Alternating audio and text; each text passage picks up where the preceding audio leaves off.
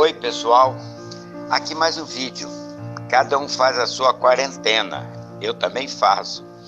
Trata-se da apresentação de 7 nomes imediatamente posteriores aos apóstolos. Os 12 estavam mortos, mas deixaram esse legado. São pessoas que em vida conheceram os 12 amigos de Jesus. Vamos também conhecê-los um pouco?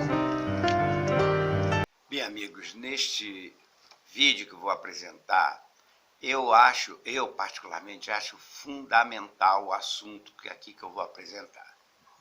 É uma questão, talvez até de opinião, mas eu acho que a maioria há de concordar comigo. Eu vou falar sobre, assim, rápidas pinceladas, eu vou falar sobre os pais apostólicos. Mas antes eu quero dizer como vamos dividir essa apresentação. Primeiramente, vai ser em 2 partes. A primeira parte eu vou fazer uma introdução geral, né, caracterizando o período dos pais apostólicos, e num segundo momento eu vou visualizar, né, eu vou mostrar um quadro assim, bem simples que eu fiz com os nomes desses pais apostólicos, ok? Bom, eu tenho 2 livros de sugestões. O primeiro é esse aqui, chamado Padres Apostólicos, ou Pais Apostólicos. Esse aqui é da editora da Paulus. Aqui você tem todos os 7 nomes que vamos aqui falar de maneira bem superficial. E uma outra obra trata-se Os Pais da Igreja, tá? Da Casa Publicadora da Assembleia de Deus, ok? Acredito que esteja visualizando bem. Esta obra, na verdade, é Pais da Igreja, seria a patrística, que é um período posterior aos pais apostólicos, mas serve de base também, porque muitos deles retornam aos pais apostólicos, ok? Então fica essas 2 obras como sugestão de leitura, que vale a pena ler, vale a pena adquirir. Bem, agora vamos à nossa apresentação dos pais apostólicos. Eu vou começar dizendo que os pais apostólicos é um nome que se dá a um conjunto de escritos cujos autores teriam vivido, teriam sido contemporâneos aos apóstolos. Vejam só a importância deles. E eles viveram no 2º século. Alguns deles nasceram já em meados do 1º século, ou final do 1º século, e então eles conheceram os apóstolos, não conheceram Jesus, mas sim os apóstolos. Esse período se estende aproximadamente, eu estou arredondando, do ano 100 ao 220, ok?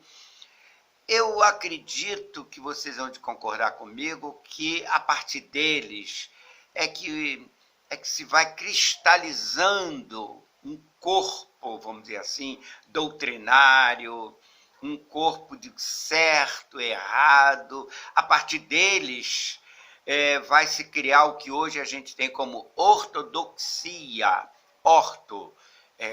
correto, doxia, fé, ensinamento. Pois bem, mesmo porque nesta época dos pais apostólicos já circulavam dezenas e centenas de livros que hoje nós consideramos como apócrifos, mas que na época não eram considerados assim. Eram lidos, inclusive lidos nas igrejas. Não eram só as cartas de Paulo, as epístolas do Novo Testamento que eram lidos. Não, esses livros também eram lidos. Mas aos poucos vai se filtrando certo e errado, e esses homens, esses pais apostólicos, é fundamental para isso. O escrito deles, as obras deles, versam muito mais em termos pastorais. Eles estão preocupados com o ensinamento, com uma edificação para a igreja, principalmente o aspecto da comunhão de uns com os outros. O segundo ponto dessas obras aborda a questão da perseguição, para os cristãos de época permanecerem firmes, mesmo diante das adversidades, porque as perseguições já estavam sendo, vamos dizer assim, efetuadas, não oficialmente, mas não podemos esquecer que o próprio apóstolo Paulo foi morto por determinação do Império Romano. Então, essas duas questões, pastoral, que envolve a comunhão e a perseguição, vai nortear a obra, vão nortear as obras desses pais da igreja. Não podemos esquecer que o Novo Testamento ainda não tinha sido canonizado, vamos dizer assim, não tinha sido oficializado. Só no final do quarto século, 390 aproximadamente, é que o cristianismo oficializou os livros que hoje temos como Novo Testamento. Isso eu estou me referindo ao Novo Testamento. O Antigo Testamento já havia sido fechado, vamos dizer assim, pelos judeus lá no final do primeiro século. Pois bem, então é importante o estudo desses homens. Vamos agora, então, à segunda parte desse vídeo, que trata desses 7 nomes importantíssimos que são chamados de pais apostólicos. Eu vou sair de cena, porque vai aparecer agora um quadro que eu tentei visualizar para vocês, dos nomes desses 7 homens importantíssimos para a nossa teologia. Bem, aí está o quadro, de forma bem simples, que eu estou apresentando a vocês, os pais apostólicos. Aí tem 7 pais apostólicos: Papias ou Pápias, Clemente Romano, Policarpo, Pastor de Hermas, Carta de Barnabé, Inácio de Antioquia e Didaquê.